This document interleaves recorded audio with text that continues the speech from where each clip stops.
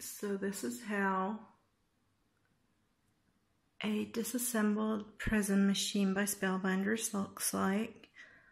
I had to disassemble it because obviously, as you can see, my machine lost some teeth in the process of cutting a totally regular die.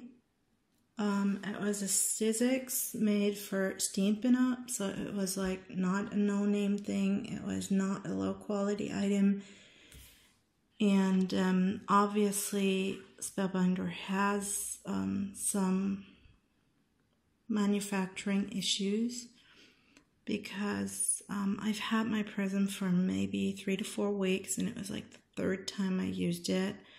And in the middle of using my die, in the middle of the length of the Prizm cutting die plates, the pulley was just running through nothing. There was no resistance, there was no rolling movement of the pressure pins, and my cutting plates were just stuck, so I was looking for a way to dismantle it, and the only way I found was to obviously take off the face plates that make the machine pretty, to find somewhere where it was screwed together, which got me to the white body, which on one side has holes that house the screws, which are closed up by these, I call them earplugs, rubbery things that you can actually use, take out with any sharp object. I use to remove the body parts and the plugs. I'm ashamed to say I used a kitchen knife, which has like quite a thin blade and is sturdy enough to do the job.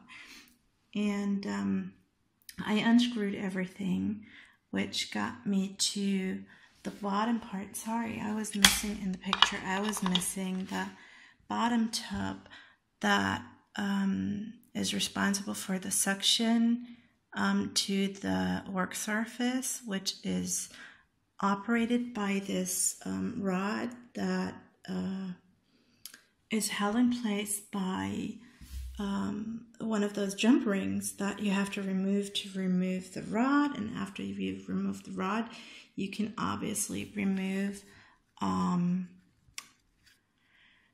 the top, and everything just, falls apart kind of. But for the main body that holds the pins and obviously my cutting plates, so I was still kind of stuck. So what I did was I removed the plastic cogs that are held in place on one side with jump rings, and I removed the broken metal cogs. Funny thing is that the plastic cogs held up way better than the metal ones. So I removed all the cogs and hoped I would get the pins out, but I think they're pressure set, so no luck there. And I was already facing my husband to actually cut this thing apart. When I had the idea of actually getting this thing to work again by flipping the cogs without the jump rings to a place on the cog that still had all its teeth so it would move, and when I got to the part that didn't have teeth and was kind of in neutral, I just flipped it over so I had another round to go, and by flipping this, and I got my cutting plates to move out. So what I did is I put the cogs back on, and whenever to work the cutting plates out in a regular way, so I wouldn't have to destroy like the core, the operational part of the Prizm thing. And whenever I got to a space on the cog that would not function because of missing teeth, I flipped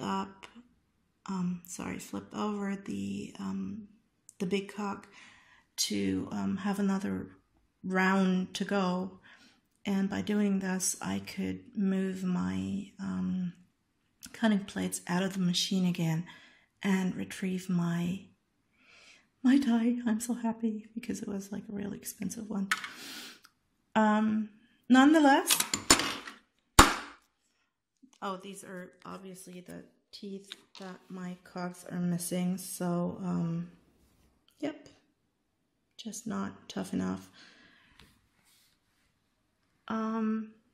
Obviously my Prizm is in parts and will stay that way. It will go in the respective waste or recycle bin tonight, and I will refrain from buying a new one because I'm very, very, very disappointed in a product as weak as this one from a company that's started by an aeronautical engineer or someone you would trust to at least have quality in hand, and this is just one huge disappointment, and I will just stick with my big shot and yeah, go from there. I was hoping for a small one to just, have on my tabletop, but it's not meant to be, obviously. And yeah, I got my money back, so that's okay for me, and I hope I could help you if you have similar problems. If the video doesn't help, let me know and contact me, and I'll try to help you get yours into parts. Thanks, bye.